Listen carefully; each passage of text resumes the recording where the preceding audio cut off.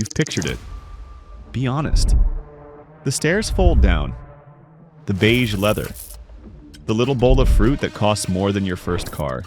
You step on, you sink into the seat, and for 1 second you feel like you finally arrived. Then the door closes, and the machine you just boarded begins doing something it will do every second you own it. Awake or asleep, flying or parked. It starts eating your money. Today we open every invoice. The purchase. The crew who can quit and strand you. The fuel that ignores your net worth. The hangar that charges you to do nothing.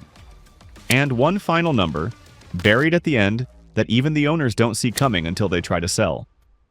By the end, you will either be cured of this dream forever, or you will understand it better than the people who can actually afford it. Let's start where everyone starts, and where everyone makes their first mistake.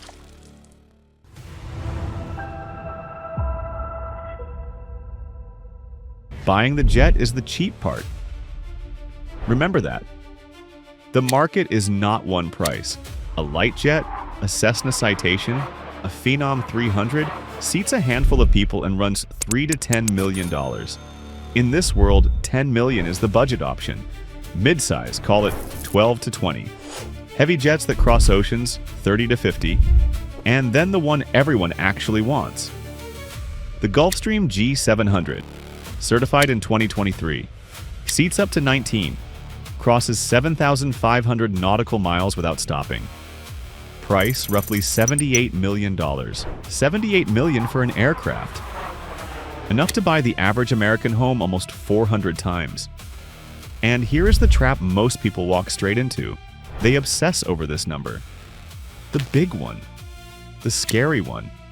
Because you pay it once and you saw it coming.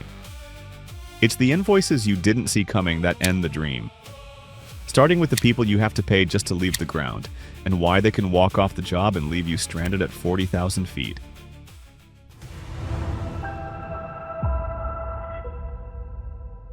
Your jet does not fly itself. Not yet. The law requires 2 pilots, a captain and a first officer. On the big jets, often a third crew member in the cabin. And these are not people you find cheap. Your captain needs thousands of hours, a rating specific to your exact aircraft, and the judgment to keep you alive in a storm at 45,000 feet. In the US, that captain costs you $120,000 to $200,000 a year. Your first officer, $70,000 to $120,000. A flight attendant, another $50,000 to $80,000. Then the hidden layer. Both pilots need simulator time every 6 months. By law. You pay for the training, the travel, the hotels when they overnight away from base. Realistic crew cost for a heavy jet, around $500,000 a year. And replacing a pilot who quits can cost double their salary. That's $500,000 before anyone touches the throttle. Before the jet moves an inch, and when it does move, it gets thirsty, for something that has nearly doubled in price this year alone.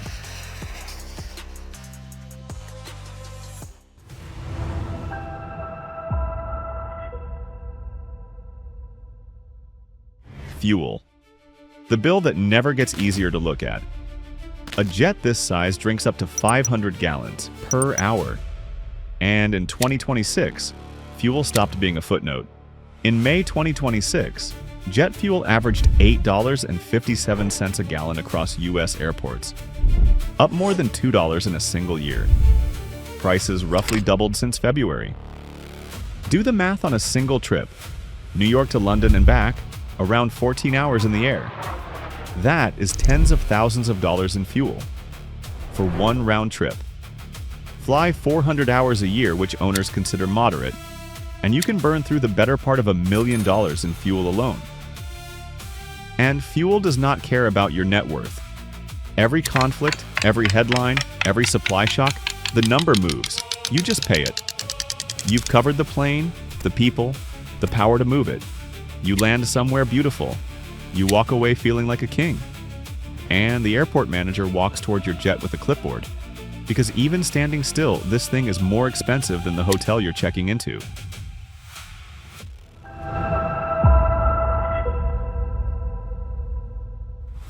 You cannot leave a $78 million aircraft outside like a bicycle. You need a hangar. Near a major city, hangar space runs $5,000 to $25,000 a month. That's rent for a parking spot. And every time you land somewhere that isn't home, which is every single trip, you pay landing fees, ramp fees, overnight parking. Another $20,000 to $40,000 a year that nobody puts in their first budget. They find out 3 months in. Then the silent calendar. Inside your jet, every bolt and seal and circuit has a countdown. Mandated inspections you cannot legally skip. Engine overhauls that run from $500,000 to over $1 million. Smart owners buy into engine programs, a fixed rate per flight hour. Add aviation insurance, another 6 figures. Put it together and a G700 sitting completely still, flying 0 hours, still costs you over $1 million a year. 0 hours, $1 million. Gone. Take a breath. We're not done. Because now we add it all up. And then I show you the number nobody talks about. Let's run it. All in, per year.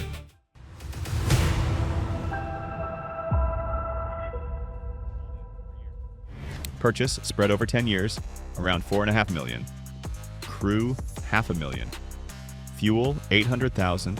Hangar and fees, $250,000. Maintenance and engines, $500,000. Insurance, $150,000. Catering and ground costs, $300,000. Management company, $180,000. Roughly $6.6 million a year to keep one aircraft in the sky. At 400 flying hours, that is over $16,000 for every single hour you are airborne. Fall asleep on the flight to London, and that nap cost you $100,000.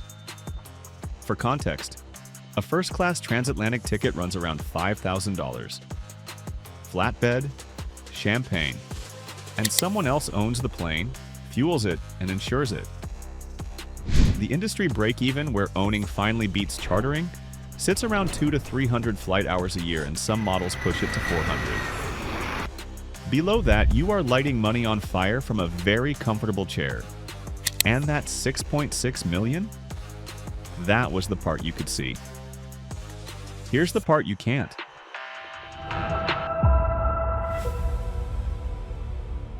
The day you fly your new jet off the lot, it begins to die. A new private jet can lose 10 to 15% of its value in the first year alone. A large jet, 20 to 25% over 5 years. Run it on your $78 million G700. 12 months later, before you've barely flown it, it's worth around $68 million. You lost $10 million to time. Not to flying, to the calendar. So the operating costs, the crew, the fuel, the hangar, the $6.6 million a year everyone warned you about? That was the cheap part. The asset itself was quietly the most expensive thing in the room. The richest investor alive understood this. Warren Buffett bought a jet, then named it the Indefensible. He wrote to his own shareholders that the day he died, the company would be worth more because his partner would sell the plane that same afternoon. He could buy 100 jets. He called his one Indefensible. In writing, here is the honest truth. For the rare person flying hundreds of hours where time is genuinely worth more than money, the jet earns its place. For everyone else chasing the feeling, the I made it feeling, the math almost never works. Because the jet was never really an asset. It's a parasite with great lighting. And the most expensive things you'll ever buy are the ones that don't just take your money. They take everything that money could have become. The richest person at the airport isn't the one boarding the jet. It's the one who ran the numbers and walked to the gate. If this changed how you see money, subscribe. Every week we open up one fortune and show you the principle hiding inside it. The next one is about the asset everyone calls safe, that quietly takes the most of all.